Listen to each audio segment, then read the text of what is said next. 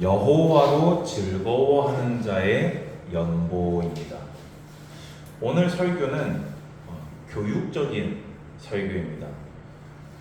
여러분들이 잘 청종하고 잘 배워서 여러분의 삶이 성경적인 연보 생활로 하나님과 교제하시기 바랍니다. 사실 언젠가 이제 청년부가 따로 이렇게 분리가 되고 나서 청년들하고 연보에 대해서 좀 한번 나누어야겠다라는 생각을 했는데, 사실 이 연보는 어떻게 보자면 목회자가 참 말을 하기도 그렇고 안 하기도 그래요. 사실 정상적으로는요, 목회자가 떳떳하고 당당하게 이것을 가르치고 성도들이 그것을 마땅하게 듣는 게 정상입니다. 그런데 지금 사회의 분위기가 어떻지요? 마치 목사는 이렇게 뭐라고 합니까? 고리대금업자 같은 그런 이미지로 성도들의 모든 것을 이렇게 착취해가는, 성도들은 막 말라 비틀어져 가고 목사 혼자 호의호식하는 그런 이미지로 이렇게 이미지가 이렇게 프레임이 씌워져 가고 있는데요. 이미 씌워졌죠. 근데 여러분들이 볼 때 그렇습니까? 네. 만약에 정말 사실이라면 여러분들은 전부 다 노숙자여야 되는데 근데 저는 그래서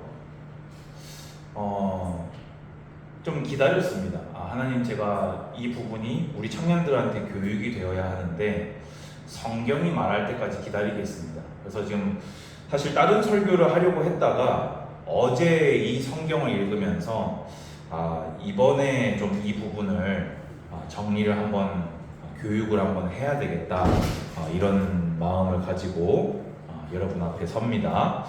여러분 기억하십시오. 청년은 성인입니다.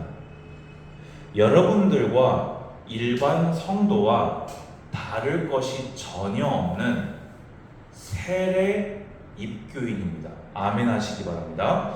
여러분들이 이것을 기억하시고 여러분들이 성경적인 연보를 배우고 또 마음을 하나님께 드릴 수 있는, 그리고 오늘 교육받은 것에 순종하는 청년들이 되기를 주님 이름으로 축복합니다. 자, 먼저 다윗과 백성들의 연보를 조금 볼까요? 28장 2절 3절 보십시오. 2절 그 하반절 보면요, 이렇게 되어 있어요. 성전을 건축할 마음이 있어서 건축할 재료를 준비하였으나 라고 되어 있습니다. 다윗은 충분히 쓰임받을 만큼 쓰임받았어요. 여러분, 아브라함에게 약속한 그 언약이 뭡니까? 이 땅을 너와 네 후손에게 주리라. 그 말씀을 성취하는 데 쓰임받은 사람이 누굽니까? 이렇게 말하는 걸로 봐서는 누구겠어요? 다윗입니다. 다윗의 정복 전쟁은요, 무슨 징기즈칸, 나폴레옹, 히틀러 이런 사람들의 정복 전쟁이 아니었습니다. 하나님이 언약하신, 그리고 하나님께서 아브라함에게 처음에 언약하실 때 그들의 죄악이 아직 차지 않았다고 했습니다. 그러면 그 말은 그동안 끝까지 여호와를 부정하고 우상 숭배를 하던 자들에게 하나님의 심판을 대행한 사람이 다윗입니다.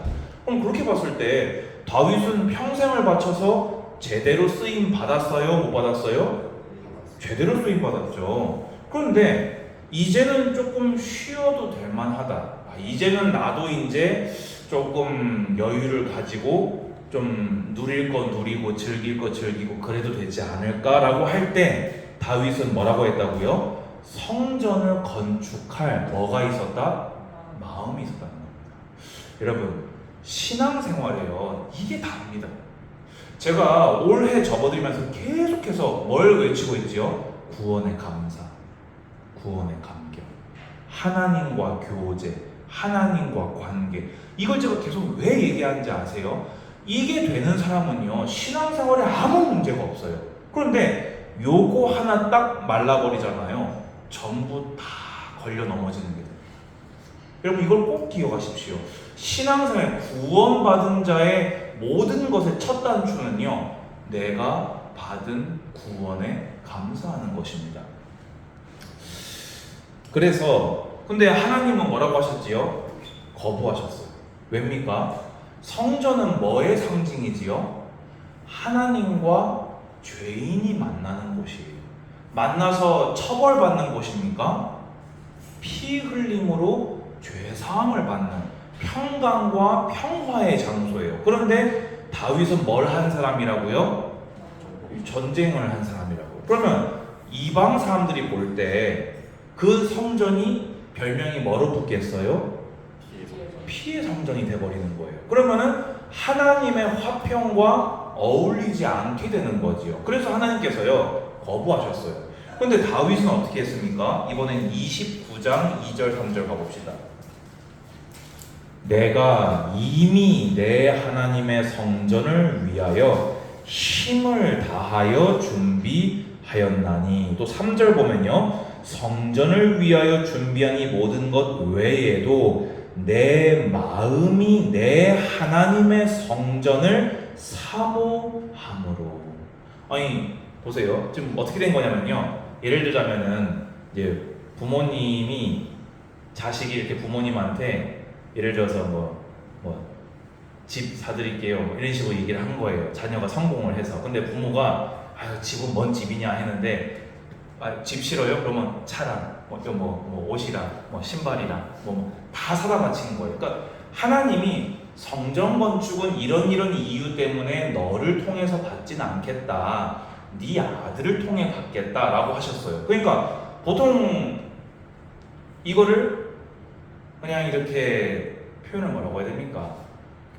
이렇게 그거한 관계 좀 뭐라고 해야 되지요? 좀 그냥 공적인 관계로만 볼 것 같으면요, 여기서 다윗은 어떻게 하면 됩니까? 그래요? 하고 물러서면 돼요. 아니 해드리겠다고 했는데 누가 싫다고 했어요? 하나님이 싫다고 했잖아요. 그러면은 어떻게 하면 돼요? 게이득 이유까지는 아니더라도 그래요 하면서 그냥 물러서면 되는 거 아니에요. 근데 다윗은 어떻게 했다고요? 하지 말라고 한 거 말고는 싹 다 준비했습니다. 왜입니까? 왜가 중요합니다. 내 마음이 내 하나님의 성전을 사모하고. 오늘 그래서 제목이 뭡니까? 여호와로 즐거워하는 자의 연보입니다. 여러분 이걸 꼭 기억하시기 바랍니다. 헌금은요, 여호와로 즐거워하는 게 먼저예요. 여호와로 즐거워하는 자의 연보가 여러분 평생에 응답되기를 축복합니다. 그러면서 다윗 보세요. 5절 보면요, 하반절에 이렇게 되어 있어요. 누가 즐거이 손에 채워 여호와께 드리겠느냐 하니까, 그러니까 누가 즐겁게 드리겠냐, 그러니까 여기 모든 지파의 지도자들과 천부장과 백부장과 왕의 사무관이 다 즐거이 드리되 라고 되어 있고요. 또 8절에 보석을 가진 모든 사람은 이라고 되어 있고요. 9절에 백성들은 자원하여 드렸으므로 뭐했다? 기뻐하였으니 그들이 성심으로. 계속 지금 뭐가 나오지요? 마음이 나옵니다. 하나님께 드림이라고 나오면서 계속해서 뭐가 나온다고요? 마음을 하나님께 드렸다. 그래서 드렸는데 그들의 마음이 어땠다고요? 기뻐했다고 되어 있습니다. 여러분의 마음이 하나님께 드리고 오히려 드린 것 때문에 기뻐지시기를 축복합니다. 자, 그리고 나서는 이제 연보를 다 드린 뒤에 기쁨과 감사의 기도를 드렸어요. 10절부터 13절은요, 여러분들이 아까 다 읽었으니까요, 뭘 고백했습니까? 이 모든 만물이, 모든 부와 귀가 하나님으로 말미암았음을 고백했습니다. 여러분들이 헌금할 때 제일 많이 마음에 딱 만약에 걸림이 있다고 한다면 뭐가 마음에 제일 걸립니까? 이게 어떻게 번 돈인데? 사실 이 생각입니다. 여러분들이 수고한 만큼, 만약에 여러분들이 수고를 해서 이 돈을 마련했다고 생각이 들면요, 헌금할 때 아깝다라는 생각이 듭니다. 특히 언제요? 여유로울 때는 그 생각이 별로 안 들어요. 여러분의 삶이 빡빡해질 때, 여러분이 그 돈을 가지고 하고 싶은 것이 많아질 때 제일 먼저 아깝다 여기고 줄이려고 하는 거는 헌금이 됩니다. 왜 그런지 아세요? 이 내가 소유하고 있는 이 모든 것을 주님이 주셨다는 게 믿어지지 않기 때문이에요. 내가 수고해서 내가 번 건데 왜 내가 내 걸 내야 돼? 나는 내가 쓸 것도 없고 내가 오히려 하고 싶은 게 있는데 왜 이걸 갖다가 그렇게까지 해야 해? 라는 생각이 들면요, 이미 시험에 든 것입니다. 물질의 시험이 든 것이에요. 여러분, 시험은 뭘로 이깁니까? 말씀으로 이깁니다. 오늘 말씀을 잘 보십시오. 그것을 지으신 분이 하나님이십니다. 아멘. 14절에서 17절 보십시오. 특히 14절, 나와 내 백성이 무엇이기에 이처럼 즐거운 마음으로 드릴 힘이 있었나이까? 모든 것이 주께로 말미암았사오니 우리가 주의 손에서 받은 것으로 주께 드렸을 뿐이니이다. 아멘. 여러분의 헌금은 뭐라고요? 여러분이 가진 게 전부 다 하나님 거예요. 아니, 하나님이 여러분에게 준 것도 아니고요, 그냥 여러분 손에 들려있는 그게 그냥 하나님 거예요. 그런데 하나님이 전부 다 돌려내라고 주신 게 아니라서 우리가 들고 있을 뿐이에요. 하나님은 여러분의 필요를 아세요. 그래서 당신의 것을 우리에게 들려주셨어요. 그런데 이것이 내가 수고해서 모은 나의 우상이 아니라 내 모든 것이 하나님께로 비롯되었습니다 라는 신앙의 고백으로 하나님이 정하신 방법이 뭐다? 연보라는 겁니다. 10의 1을 구별하여 하나님께 드림으로 저는 제 우상이 이 물질이 아님을 증명합니다. 10의 1을 구별하여 하나님께 드림으로 내가 소유하고 있는 것처럼 보이는 모든 것이 하나님이 주신 것이요, 그것을 위임받았음에 감사함을 증명하는 것이 나의 연보입니다. 아멘. 15절 보세요.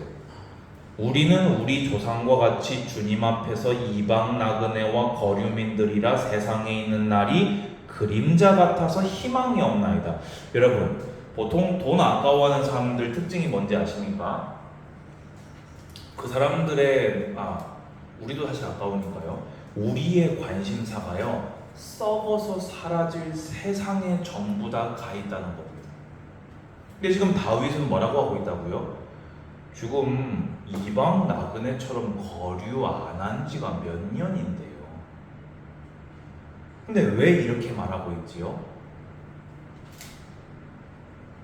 죽고 다 쓰러진다 이거예요. 여러분 꼭 기억하십시오. 물질요, 있다가 없어요. 심지어요, 여러분의 생명도 있다가 없어져요. 근데 하지만 예수님께서는 뭐라고 가르치셨습니까? 썩어질 것을 위해 일하지 말고 썩어지지 않을 것을 위하여 하라. 하늘에 썩어지지 않고 좀먹지 않는 주머니를 만들라 하셨습니다. 여러분의 물질이 이 땅에 썩어질 것을 준비하지 마시고 악한 세대들도 악한 재물을 가지고 친구를 사귄다고 했습니다. 여러분, 예수님이요, 연보에 대한 비유를 정말 많이 하셨어요. 근데 항상 예수님의 연보의 그 어떤 가르침의 끝에는요, 늘 내세와 천국이 있었다는 걸 기억하시기 바랍니다. 우리요, 이 땅에 들고 있는 그 돈이요, 그거 싸질머지고 천국 못 갑니다. 우리 이 땅에서 우리가 싸질머진 그거 전부 다 못 쓰고 갑니다. 그렇다면 거기에 마음을 두지 마시고 하나님과 하나님의 성전에 마음을 두시기 바랍니다. 아멘. 그래서요 18절 19절 보면요, 저는 이게 좀 인상 깊었어요. 우리 조상들 아브라함과 이삭과 이스라엘의 하나님 여호와여, 주께서 이것이 뭐냐면요, 청결한 마음으로 기뻐서 하나님께 드리는 마음이 이것입니다. 이것이 어디 갔습니까? 이것을 주의 백성의 심중에 영원히 두어 생각하게 하시고 그 마음을 준비하여 주께로 돌아오게 하시오며 하면서 솔로몬까지. 그래서 다윗은 지금 뭐까지 기도하고 있다고요? 주님, 우리가 지금 이렇게 믿음으로 기쁨으로 자원해서 즐겁게 행복하게 연보를 드릴 수 있었던 이 마음이 주님이 주신 거잖아요. 그러니까 이 마음을 우리 백성들에게 계속 주셔서 또 이들이 주님께 돌아오게 해주십시오. 이 마음이 지금 내 아들 솔로몬에게 있는데 이것을 영원토록 있게 해주셔서 내 아들 솔로몬과 이 이스라엘 백성이 영원히 청결한 마음으로 주님께 받은 것을 주님께 드리며 살게 하옵소서 하고 기도했다는 것입니다. 오늘 어떤 의미에서 제가 이 설교를 하는 마음 또한 이와 같다고 말씀드릴 수 있겠습니다. 여러분, 하나님 앞에 여러분의 마음이 쪼그라들지 않기를 바랍니다. 여러분, 우리 때로요 어려울 때 있어요, 없어요? 있어요. 청년이 예배 시간에 500원 헌금하는 거 부끄러운 일이에요? 부끄럽지 않은 일이에요? 여러분 대답해 보세요. 부끄러운 거예요? 부끄럽지 않은 거예요? 부끄러워. 인간적으로 보면 부끄럽죠. 사실 성인인데 500원 헌금한다는 게. 근데 저는요, 제가 분명히 말씀드립니다. 만약에 그 청년이 인생의 시간표에서 그 500원밖에 들고 올 수가 없는 상황인데도 500원을 들고 왔다. 하나님은 그 500원을 과부의 2랩돈으로 받으실 것입니다. 여러분 잘 기억하십시오. 제가 늘 말씀드립니다. 헌금은 상황에 따라 기분에 따라 드리는 것이 아닙니다. 헌금은 계획되고 내 삶의 퍼센트를 드리는 것입니다. 여러분의 퍼센트가 정말 500원밖에 안 된다? 그거 떳떳하게 하나님께 드리십시오. 왜냐? 지금 500원밖에 못 드릴 그 상황이 누구의 응답입니까? 얘기해 보세요. 누구의 응답입니까? 하나님의 응답입니다. 그렇다면 주님이 제게 주신 것 중에 제 삶의 일부를 동일하게 주님께 드립니다. 그 사람은 나중에 하나님께서 다윗과 같은 큰 성공의 자리에 주셨을 때에도 동일한 내 삶의 퍼센트를 하나님께 드릴 수 있습니다. 여러분 심지어 100원? 그거 부끄러워하지 마세요. 하나님께 드릴 수 없게 된 내 마음을 오히려 걱정하십시오. 아멘 하시기 바랍니다. 축복합니다. 천지 만물이 하나님의 것으로 온전히 믿어지기를. 아멘 하시기 바랍니다. 축복합니다. 내게 있는 실오라기 하나 주님이 주심이 믿어지기를. 축복합니다. 주님이 주신 것으로 주님께 드리며 사는 삶이 되기를. 축복합니다. 이 정직한 마음이 천국 가는 날까지 변치 않고 더 커져가기를. 아멘. 오늘 그러면 정리하는 의미에서 교육적인 의미에서 연보를 설명합니다. 자, 여러분 잘 들으세요. 연보는요 자원하여서 하나님께 드리는 것입니다. 나중에 찾아보세요. 고린도후서 9장 7절 보면요, 인색함으로나 억지로 하지 말지니 하나님은 즐겨내는 자를 사랑하시느니라. 여러분 이 말은요, 지금 내 마음이 인색하니까 안 드릴게요. 그래도 되죠? 인색하게 하지 말라고 했잖아요. 억지로 하지 말라고 했으니까 저 지금 억지로 내고 있는 것 같거든요. 그러니까 안 할게요 에 면죄부로 주신 말씀이 아닙니다. 꼭 그렇게 사용하더라고요, 못된 사람들이요. 이 말씀은요 즐거이 드리라는 말이에요. 구원받았잖아요. 내 안에 예수 생명이 꿈틀꿈틀 약동하고 있잖아요. 그러면요, 즐거운 마음으로 연보 생활을 하는 자를 하나님이 즐거이 보신다는 겁니다. 아멘 하시기 바랍니다. 두 번째가 중요합니다. 오늘 제가 지금까지 여러분에게 연보 교육을 하면서요, 한 번도 하지 않았던 말입니다. 아마 제 기억이 맞으면 그럴 겁니다. 자, 뭐라고 되어 있습니까? 연보는 성도의 의무입니다. 이거는요, 성경에 나오는 것은 아니에요. 하지만 교회 법으로 제정되어 있는 것이에요. 여러분, 세례의 조건이 뭔지 아십니까? 입교의 조건이 뭔지 아십니까?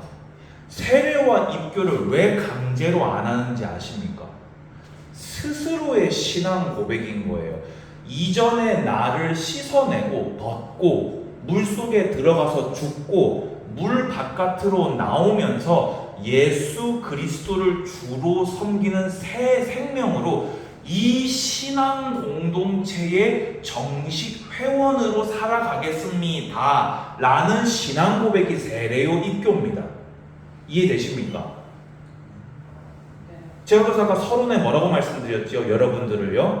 여러분들은 성인이요 정식 세례 입교인이라고 말씀을 드렸습니다. 세례 입교인의 의무가 뭔지 아십니까? 예배입니다.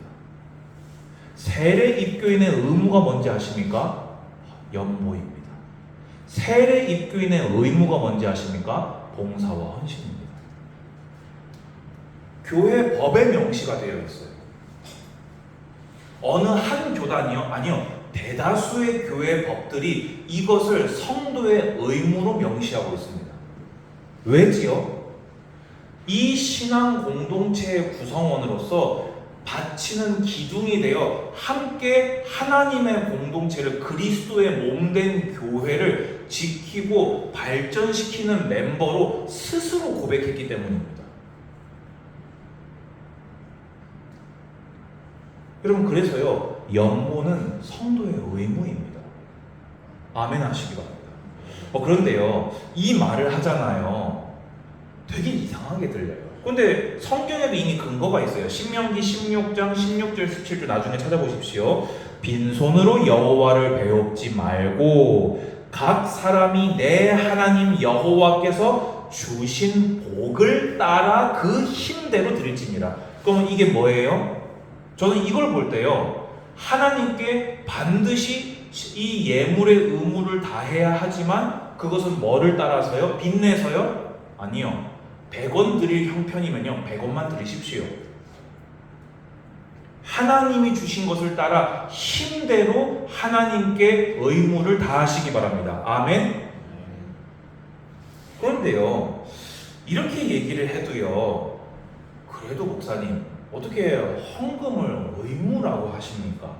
다른 성경하고 충돌하는 거 아닙니까? 여러분, 그럼 제가 바꿔 얘기해 보겠습니다. 여러분, 예배는 성도의 의무입니다. 여기에 이상한 마음 드시는 분이 있습니까? 있어요, 없어요? 이게 왜 이상해요? 아니, 구원받은 성도가 예배 안 드리면 누가 예배하는데요, 하나님을요? 하나님이 여러분을 창조한 목적이 뭐라고 성경에 기록되어 있어요? 이 백성은 내가 나를 위하여 지었나니 이는 나를 찬송하기 위함이에요. 찬송 중에 찬송이 뭐예요? 예배잖아요. 여러분, 여러분의 연보도요, 찬송입니다. 그런데 우리가 예배가 성도의 의무라고 하면요, 약간의 부담감은 가지지만 다들 아멘 그래요. 아, 그래야 되는데 그래요. 근데 연보는 성도의 의무입니다. 이러면 마음이 딱 어때요? 이 목사님 돈독이 올라온다. 이 교회 좀 이상한 것 같은데. 헌금이 왜 의무래? 내가 분명히 듣기로는 다른 목사님은 자원해서 드리는 거라고 했는데 기쁨으로 드리는 걸. 여러분, 신앙은요, 그래서 본질과 균형이 항상 중요합니다. 여러분, 잘 기억하십시오. 예배는, 연보는, 봉사는 세례 입교인의 의무입니다. 잘 생각해 보세요. 여러분이 연보하지 않고서 이 교회당이 유지가 될 것 같습니까? 잘 생각해 보시라니까요. 여러분이 애가 아니에요. 이제 여러분이 제자교회 정식 멤버예요. 성인으로서. 근데 정식 멤버인 여러분이 연보하지 않잖아요. 그럼 이 교회당 막 하나님의 천사가 와가지고 한민석 안수지소의 그 재정부 통장에다가 초당 10,000원씩 탱탱탱탱 뭐 입금시켜 준답니까? 그걸 누구를 손을 통해서 하기를 하나님이 기뻐하시지요? 나입니다. 내 연보입니다. 이 제자교회는 내 연보로 지켜지는 겁니다. 아멘. 여러분 앞에 서 있는 목사가 제가 이번 주에 다른 노동을 하고 왔습니까? 제가 성경 읽고 예배 준비하고 성도들 차례되면서 신방하고 그거 말고 제가 뭐 어디 뭐 쿠팡 뭐 이거 배달하고 했습니까? 왜 그게 가능하지요? 제자교회에 연보가 있기에 목회자들의 최소한의 생활이 유지되는 거예요.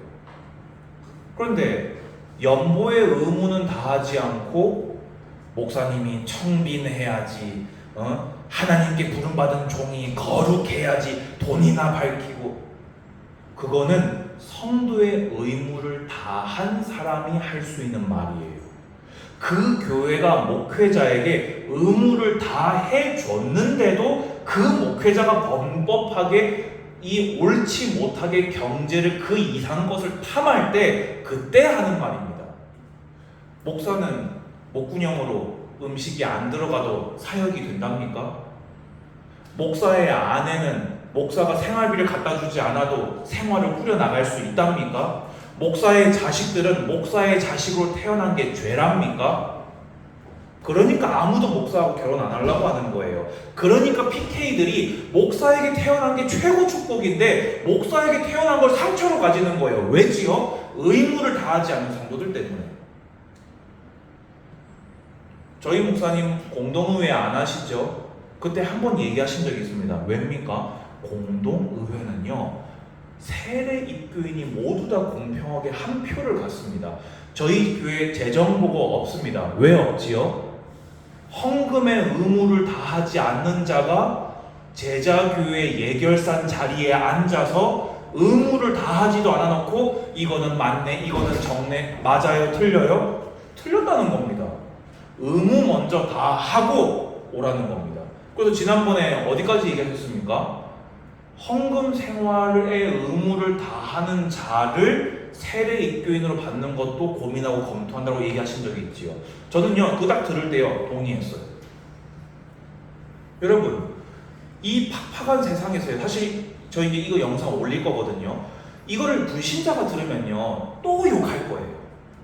그런데 성도가 거기에 휘말리는 건요, 그게 무슨 사람입니까, 대체? 정말 예수의 이름으로 세례를 받은 그 교회 공동체의 입교인이 맞단 말입니까? 여러분 평생의 마음에 간직하십시오. 나는 세례 입교인이다. 내게는 예배를 드릴 의무가 있다.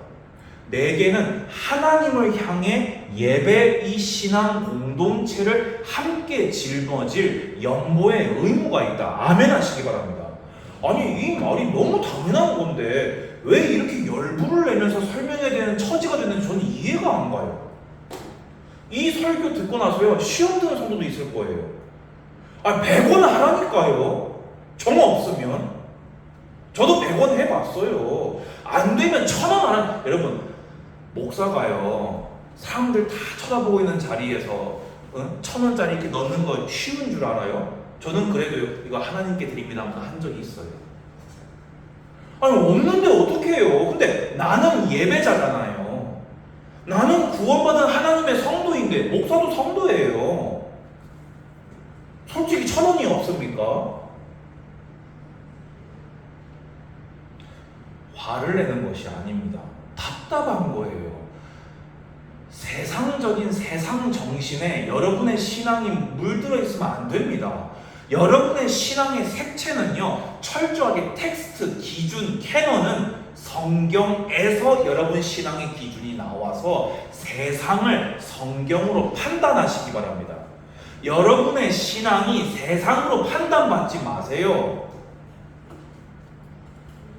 아니 목사가 연복 성도들한테 교육하는 게요. 아니 제가 오늘 헌금에 대해서 축복 얘기 아예 안 집어넣었어요. 수준 떨어져서요. 두껍입니까? 두꺼봐 헌집 줄게 회집 가오. 하나님 내가 없는 형편에 이거 100원이라도 헌금 드렸으니까 나중에 1억으로 갚아주십시오. 성도들이 그딴 소리 하고 있으니까 불신자들이 교회를 조롱하잖아요. 그런데 여러분 그러면 얘기합니다. 연보를 드리는 자가 하나님의 복을 받습니까? 안 받습니까? 받습니다. 그런데 그것 때문에 드립니까? 제가 그래서 안 넣었다는 겁니다. 이 교환에. 그건 당연한 거니까. 여러분 하나님이 여러분 생에 필요한 거 챙겨주시는 분입니까? 안 챙겨주시는 분입니까? 넘치도록 챙겨주시는 분이십니다. 근데 우리가 뭐에 치이지요? 내 욕심에 내가 치이는 거예요. 고백은 똑바로 해야 되지 않겠습니까? 자, 그러니까요. 연보는 미리 계획되고 준비해서 드리는 것입니다. 고린도전서 16장 2절 나중에 찾아보세요. 매 주일 첫날에 너희 각 사람이 이를 얻은 대로 저축하여 두어서 내가 갈 때 연보를 하지 않게 하라. 쉽게 해서 바울이 도착했을 때 아이고 이제 왔으니까 막 우리 연보 모읍시다 하고 또 뭐야? 이런 식으로 억지로 하지 말라는 겁니다. 부담으로요. 그러려면 언제 모아져야 돼요? 내 평상시 매일의 삶 속에 이미 여러분 수입 뻔하잖아요. 막 여러분 수입 막 들쭉날쭉한 분들이 있습니까? 거의 뻔하잖아요. 정해져 있잖아요. 그러면요 거기서 여러분의 신앙을 가지고 하나님 제가 이 정도에서 평생 늘었으면 늘었지 줄이지는 않겠습니다는 퍼센트를 믿음으로 정하십시오. 하나님이 주신 복을 따라 퍼센트를 정하십시오. 그리고 그거를 계속 모아두십시오. 저희 가족은요 절기마다 11조만큼씩 예물을 드리려고 우리가 계획했어요. 제가 이걸 또 여러분께 교육하죠. 그런데 이거를 하려면요 한 달에 저축을 하지 않으면 할 수가 없어요. 근데 이걸로도 저희는 부족해서요 따로 지금 하나님께 나름대로 서원하고 또 모으고 저축하는 헌금이 따로 있어요. 결정적인 순간에 다급한 마음으로 주님이 누가 나를 위하여 갈고 했을 때 가고는 싶은데요 없어서 못 가겠습니다 라는 말 하기 싫어서 미리 모으고 있어요. 여러분 헌금 제가 분명히 말씀드린 숙제드립니다. 시간 여유 있는 날 여러분 정신 멀쩡한 날 A4지 하나 딱 꺼내놓고요 여러분 수입 쓰세요. 그리고 여러분 지출도 써보세요.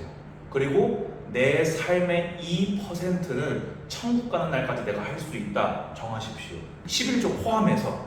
그리고 그걸 가지고 여러분이 참여하는 예배를 다 나누는 겁니다. 여러분 같은 경우는 청년부 예배 있고 우리 연합 예배 있잖아요. 그럼 이걸 맞게 나누는 거예요. 근데 만약에 500원이다 500원 당당하게 드리십시오. 헌금 바구니에 넣는데 쩔렁쩔렁 소리 난다? 그 부끄러운 거 아닙니다. 예수님은 과부의 2 랩돈을 칭찬하셨습니다. 퍼센트를 계획하시고 그 계획한 걸 이루기 위해서 저축하십시오. 근데 잘 들으십시오. 빚을 내거나 청년의 때에 마땅한 것을 준비를 못할 만큼 과도하게 퍼센트를 잡는 것 또한 그것도 믿음은 아닙니다. 주님은 여러분의 삶에 필요를 주신 거예요. 거기에 맞도록 여러분들이 잘 이렇게 조율을 해보시기 바랍니다. 제가 하고 있는 헌금 생활도요 몇 번 조정이 된 거예요. 또 이렇게 조정했다가 계속 조정을 지금 계속 해나가고 있는 중입니다. 근데 가급적이면 좀 늘리고 싶어요. 그 퍼센트를. 근데 그건 이제 기도하면서 기다리고 있는 거지요. 여러분 이제 이해되십니까? 헌금은 연보는 자원하여 드리는 것인과 동시에 의무입니다. 근데 이 의무가 지켜지지 않았을 때 감옥 집어넣지 않으세요. 왜지요? 그렇게 받고 싶지는 않으신 거예요. 의무가 맞아요. 그게 지켜져야 이 땅의 신앙 공동체가 유지가 돼요. 근데 하지만 주님은 그것을 찬양으로 받고 싶으신 겁니다. 이해되시지요? 무슨 말인지? 결론입니다. 다시 말씀드립니다. 먼저 하나님과 관계가 온전해지시기 바랍니다. 다윗의 고백을 보세요. 감사해서 미치려고 해요. 하나님을 사랑해서 어쩔 줄 몰라 해요. 여러분의 신앙이 이런 신앙으로 자라나시기를 축복합니다. 인색함과 억지가 아닌 다윗처럼 즐거이 드리는 연보 생활 되시기를 축복합니다. 마지막으로 또한 제자교회 세례 입교인으로서 연보의 의무를 다함으로 함께 교회를 세워나가는 청년들, 특히 잘 들으세요. 미래 중직자들 되시기를 축복합니다. 저는요, 나중에 여러분들이 중직자가 되어서 하나님께 인색한 그런 사람 되는 것 정말 원치 않습니다. 말을 아낍니다. 중직자입니다. 세례 입교인이 아니라 중직자입니다. 그 사람은 말 그대로 이미 교회의 기둥이에요. 기둥이 뭡니까? 그 건물이 허물어지지 않도록 떠받치고 서 있는 게 기둥입니다. 예수께서 여러분을 위해 몸과 피를 다 내놓으셨습니까? 여러분의 삶을 예수의 몸에 들이시기 바랍니다. 아멘. 주님은 여러분을 위하여, 여러분은 주님을 위하는 하나님과 함께 사는 자 되시기를 축복합니다. 주님 감사합니다. 오늘 이 교육이 시험이 되지 않게 하시고 기쁨과 기도 제목 되게 하여 주시옵소서. 예수 그리스도 이름으로 기도드리옵나이다. 아멘.